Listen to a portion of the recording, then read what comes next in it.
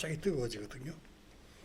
도파민이 나오면 기분이 좋아지는데 중독자들이 술을 마시면 도파민이 과도하게 분출이 됩니다. 알맞게 분출되는 게 아니라요. 그러면 기분이 평소에는 도달할 수 없는 극도의 쾌의 상태를 경험하게 됩니다. 마시면 도파민이 분비되고 도파민이 분비되면 기분이 좋아지고 이런 일이 반복되면 철저한 학습이 이루어집니다. 왜 우리가 자전거를 한번 배우면 영원히 잊지 않고 언제든지 자전거를 다시 탈 수 있는 것과 똑같이 우리는 이런 학습을 결코 잊지 않습니다. 그래서 술을 마시면 기분이 좋아지고 과음한 다음날 아침 술을 엮이는 거로 괴로움이 필연적으로 따라오고 이 괴로움을 해소하기 위해 다시 술을 마셔야 합니다. 그런데 문제는 이 도파민을 계속 만들어 사용할 수 없는 데 있습니다. 초기에는 분비된 도파민을 재활용하기 위해서 흡수해 갑니다. 그 흡수량이 초기에는 약 70% 정도 된다고 합니다.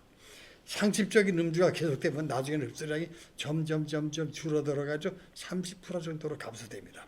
이런 사실을 모르는 사람들은 아직 내가 덜 마셔서 기분이 좋아지지 않는다는 것으로 오인을 하고 기분이 좋아질 때까지 마십니다. 그렇게 과음한 다음날 아침은 반드시 숙취가 따라오고 이 숙취 고통 때문에 해장술을 마셔야만 하고 그 해장술에 발동이 걸려서 다시 과음하게 되는 악순환이 반복이 됩니다. 이것이 중독자가 기분 좋은 상태, 즉 쾌의 상태를 추구하는 잘못된 행동입니다. 약물이나 알코올에 의한 인위적인 쾌의 상태, 즉 황홀감 먹고 사라지고 그 엮이는 혹독한 대가를 치루어야만 합니다.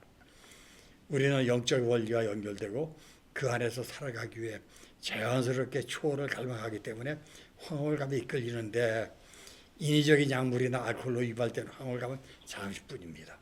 문제는 그뿐이 아닙니다. 진정한 연결이 이루어지지 않았다는 사실을 깨달으면서도 영혼의 공허함을 느끼게 됩니다. 그러므로 중독자가 황홀 상태를 추구한다는 사실은 중독이 영적 질환이라는 정의를 일부 설명해 줍니다. 또 중독은 일시적인 느낌만을 만들어낼 뿐만이 아니라 물질이나 행동이 자신을 영적으로 연결시켜 줄 것이라고 믿고 추구하는 질환입니다.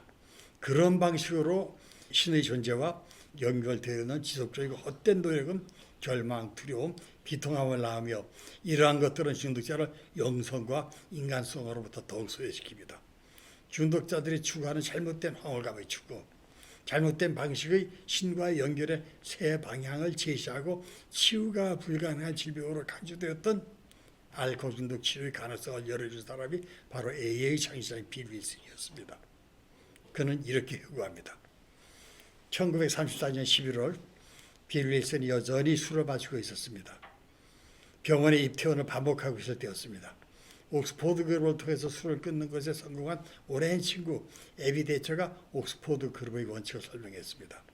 옥스포드 그룹이란 1930년 네덜란드계 루터교 목사인 프랭크 부처만이라는 분이 설립했습니다. 알코올 중독 치료의 어려움의 해결책을 찾고자 기독교의 성경적 원리를 치료 프로그램에 도입한 것이 옥스포드 그룹이었습니다. 이것이 AA의 시초가 되었고 12단계 회복 과정의 근거가 되었습니다. 이 장면을 빌은 빅북 빌의 이야기에서 이렇게 이야기합니다. 공연히 슬프던 11월 말경 나는 우리 집 부엌에 앉아서 마시고 있었다. 그날 밤과 다음날 하루를 지탱할 수 있는 만큼의 술이 집안 여기저기에 숨겨져 있다는 사실을 생각해 내고는 꽤 만족스러웠다. 아내는 일하러 나갔다. 나는 침대 머리 가까이에 독주 한 병을 감춰 놓을까 어쩔까 망설이고 있었다. 새벽이 되기 전에 그것이 꼭 필요하게 될 것이다. 진짜 중독자의 마음을 그대로 여기서 묘사하고 있습니다. 나의 망설임은 전화벨 소리에 의해서 중단되었다. 옛 동창생이 활기찬 목소리로 가도 좋으냐고 물어왔다. 그는 취하지 않았다. 목소리가 취한 목소리가 아니었다는 겁니다. 내 기억으로 그가 그런 맑은 상태로 뉴욕에 온 것은 몇 년 만의 일이었다. 나는 깜짝 놀랐다. 그가 알코올 중독에 의해 정신 이상으로 입원해 있다는 소문을 들었기 때문이다. 어떻게 도망쳐 나왔을까? 즉 병원에서 어떻게 도망쳐 나왔을까? 하고 의아하게 생각했다. 물론 저녁 식사는 같이 하게 되겠지. 그때 마음 놓고 마셔야겠다. 왜? 손님 젖대로 꼭 술이 따르니까. 그때 마누라가 만류하지 않을 테니까 마음 놓고 마셔야겠다 얘기입니다. 나는 그의 변한 모습은 상상하지도 못하고 지난날 기분을 되찾아 생각만 하고 있었다. 한때는 술잔치를 위해 비행기를 대절한 적도 있었다. 빌 윌슨이 증권거래소에서 일할 때 확인했습니다. 많은 돈을 벌었어요. 술 친구들을 데리고 라스베가스로 비행기 대절해서 술 마시러 간 적이 있다고 그랬습니다. 그걸 얘기하는 겁니다. 그가 여기에 오는 것은 재미없고 건조한 사막의 오아시스 같은 것이다. 그리고 실제로 오아시스가 되는 것이다. 술꾼이라 다 그런 것이다. 문이 열리고 혈색이 좋고 빛나는 모습으로 그가 서 있었다. 그 눈은 무엇인가를 말해주고 있었다. 표현할 수 없을 정도로 그는 변해 있었다. 대체 무슨 일이 있었던 것일까? 나는 식탁 위에 술을 내놓았다. 그는 그것을 거절했다. 실망한 가운데도 이 친구에게 무슨 일이 일어났을까 하는 호기심이 생겼다. 그는 다른 사람이 되어 있었던 것이다. 어이 대간절 어떻게 된 거야? 그는 똑바로 나를 보고 미소를 띤 채 간단히 말했다. 나는 믿음을 갖게 된 거야. 나는 깜짝 놀랐다. 그런 일이 있을 수 있을까? 작년 여름만 해도 정신 이상의 알코올 중독자였는데 이번에는 종교에 지쳐버린 것이겠지라고 생각했다. 가운데는 생략을 합니다. 그러나 그는 떠들지 않았다. 두 사람의 신사가 법정에 나타나서 판사에게 자기의 형량을 감해해 줄 것을 호소했다고 담담하게 말하는 것이었다. 이게 무슨 얘기냐? 치료병기제를 말하는 겁니다. 아직도 한국에 치료병기제가 없습니다. 제가 알던 한 분은요. 술에 맛이 된 상태에서 필립이 끓여진 상태에서 자기 아내를 목전에다 죽였습니다. 5년형을 살고 나왔어요. 그리고 또 술을 마십니다. 형벌이 끝나도 계속 술을 마시거든요. 치료가 필요한 겁니다. 두 사람은 그 옥스퍼드 그룹의 사람들이었습니다. 그 사람들이 나와가지고 이 사람을 내가 데려가서 치료해 볼 테니까 형량을 감해줘라, 가석방시켜달라 이렇게 원했다는 겁니다. 그것이 2개월 전의 일로 지금 버는 것과 같이 효과가 있었다는 것이다. 그는 확실히 나의 흥미를 자극했다. 그리고 그것은 당연했다. 나는 절망하고 있었으니까. 그때까지 빌은 종교에 부정적인 생각을 갖고 있었다. 그러다 친구는 내 앞에 앉아서 그가 자기를 위해 할 수 없었던 일을 신이 그를 위해 해주었다고 딱 잘라 말하는 것이었다. 그 인간적 의지는 실패할 뿐이었으며 의사들은 감이 없다고 말했고 사회는 그를 가두어두려고 했다. 지금의 나와 같은 처지로 그는 완전히 실패를 인정해야만 했다. 그 다음에 그는 정말로 죽음으로부터 되살아났다. 돌연 쓰레기 더미에서 이전에 그가 경험했던 최고의 상태보다 더 훌륭한 수준으로 끌려 올려진 것이다. 이러한 힘이 그 안에서 생겨났을까? 분명 그렇지는 않았다. 그 당시에 그에게는 나에게 있는 힘 이상의 힘이 없었다. 결국 아무 힘도 없었다는 말이다. 이 일이 나를 압도했다. 결국 신심이 깊었던 사람들이 옳았던 것으로 보이기 시작했다. 그래서 신심이란 신앙심입니다. 사람의 마음을 움직이는 무엇인가가 있어서 불가능한 일을 해낸 것이다. 기적에 대한 생각이 철저히 변한 것이 바로 이때였다. 곰팡이 나는 나의 과거는 마음에 들 필요가 없었다. 식탁을 사이에 두고 눈앞에 기적이 앉아있는 것이다. 그는 위대한 기적을 가져온 것이다. 나머지는 잠깐 생략을 하겠습니다. 그리고 이어집니다. 마지막으로 병원에서 알코올로부터 격리되었다. 그것은 현명한 치료법이었다. 내가 정신 착란의 증세를 보기 시작했기 때문이다. 아마 심한 금단 상태였는 것 같아요. 거기서 나는 그가 이해하게 된 대로의 신께 당신의 뜻대로 나에게 해 주시기를 바라며 겸손히 나 자신을 바쳤다. 여기서 내가 이해하게 된 대로가 상당히 중요합니다. 말하자면 암에 걸린 말기암 환자에게 필요한 하나님은 어떤 하나님이죠? 치료하는 하나님일 겁니다. 이런 식으로 자기에게 필요한 하나님이 있을 거예요. 이걸 내가 이해하게 된 대로, 내가 받아들이게 된 대로의 신이라고 에에서는 얘기하고 빌리스는 얘기하는 겁니다. 여기서 내가 이해하게 된 대로의 신은, 하나님은 나에게 술을 끊어줄 수 있도록 도와주는 하나님일 겁니다. 그 신께 당신의 뜻대로 나를 해주시기를 바라며, 여기서 당신의 뜻대로입니다. 내 뜻대로가 아닙니다. 이만큼 겸손했다는 얘기입니다. 이걸 바라며 겸손히 나 자신을 바쳤다. 여기서 겸손에 주목할 필요가 있다. 그 겸손의 의미를 살펴보자. 존 칼빈의 기독교 강요에서 겸손입니다. 기독교 강요에서 겸손은 우리가 일반적으로 생각하는 겸손과 차원이 다릅니다. 우리가 알고 있는 겸손은 자기를 낮추는 거예요. 내가 높은 자리에 있어도 낮아진 척, 돈이 있어도 없는 척, 자기가 위대해도 위대하지 않은 척, 자기를 낮추는 걸 겸손이라고 알고 있습니다. 근데 여기서 빌 윌슨이 체득한 겸손은 그것과 다르거든요. 그 겸손이 바로 존 칼빈의 기독교 강요에서의 겸손입니다. 기독교 강요에서 존 칼빈은 이런 얘기를 합니다.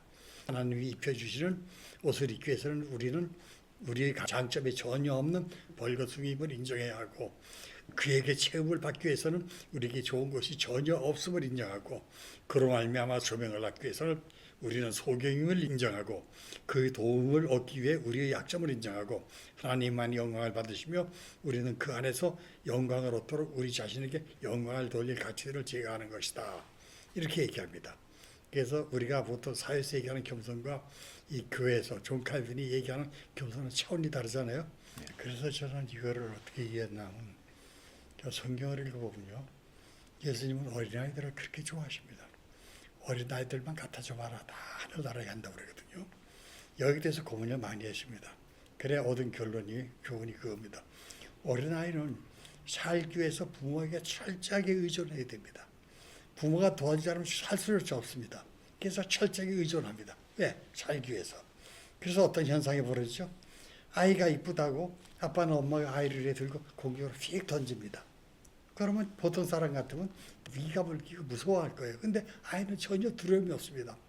자기를 받아준다는 그런 믿음이 있기 때문에 까르르 하고 웃습니다. 아빠가 받습니다.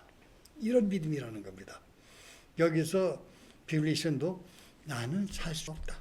인간의 도움은 절대 살 수 없다. 누구의 도움도 안 된다. 즉 거기까지 낮아진 겁니다. 하나님의 도움만이 나를 살릴 수 있다. 여기까지 낮아진 거거든요.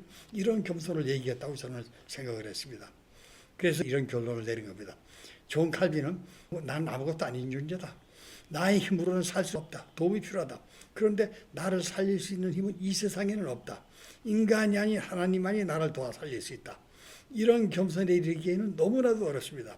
인간의 자존심과 자만심이 이를 방해합니다. 그리하여 아프리카의 성자로 불리우던 유명한 앤드류 모레이 목사님은 겸손을 위해서 기도문까지 만들었습니다.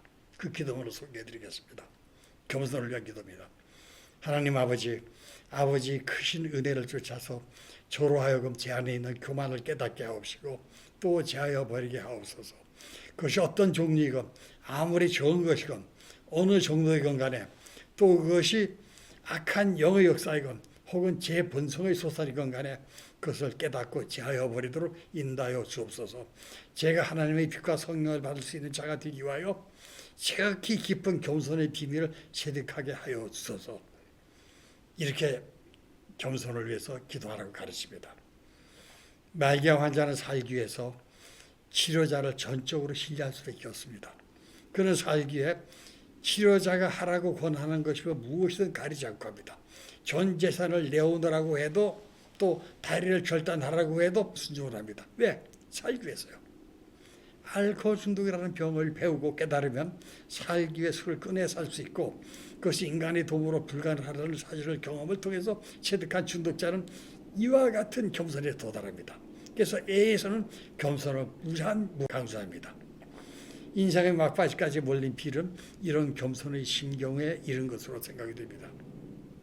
그리고 전적으로 그의 보호란 하나님의 보호입니다.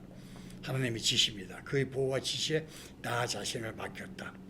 나는 처음으로 내가 정말 아무것도 아니며 신 없이 살 수 없다는 것을 깨달았다. 그래서 중요해요. 이거 돈이 엄청 많습니다. 그런데 하나님이 그 돈을 버리라고 그래요. 다 희생을 하라고 합니다. 돈을 자선 업체에 전부 다 기부하고 그냥 나와 함께 살자고 얘기를 합니다. 그러면 보통 사람들은 하죠. 그 돈만은 말고 다른 거 다 따르겠다고 하잖아요.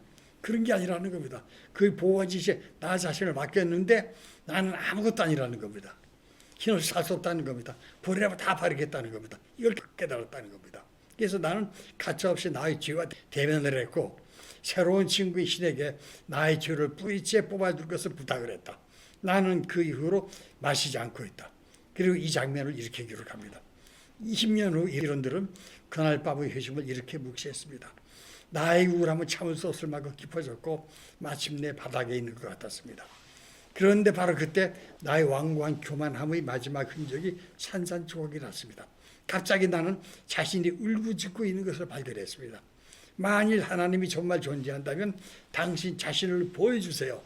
나는 어떤 일이라도 정말 어떤 일이라도 할 준비가 되어 있어요. 갑자기 방 안에 아주 밝은 빛으로 환해졌습니다. 나는 황홀경에 빠졌고 황홀체험입니다. 성령체험입니다. 영적 각성입니다. 그것을 묘사할 말을 찾을 수 없었습니다. 나에게 임하신 하나님의 놀라운 임재의 느낌이 강하게 남아 있었고 나는 생각하기를 그래 이것이 하나님의 설교구나라고 했습니다. 엄청난 평화가 엄수해 왔습니다. 술을 마시고 얻은 일시적인 황홀감과 비리 얻은 황홀감의 차이를 이런 기록을 통해서 우리는 알 수 있을 겁니다. 자, 이상으로 오늘을 마치고 또 다른 차원에서 이 중독 치료가 어렵다고 그러는데 뭐라고 얘기하냐면 아무리 유능한 정신과 의사라 할지라도 평생에 걸려서 한 사람의 중독자도 완치시키기 어렵다는 고백을 합니다. 이런 치료 어려움 또 알콩달의 병적인 집착에 대해서 계속하도록 하겠습니다. 네, 오늘 감사합니다. 예, 귀한 말씀 감사하고요. 이제 다음 주에 다시 뵙겠습니다. 감사합니다. 네, 감사합니다. 수고하셨습니다.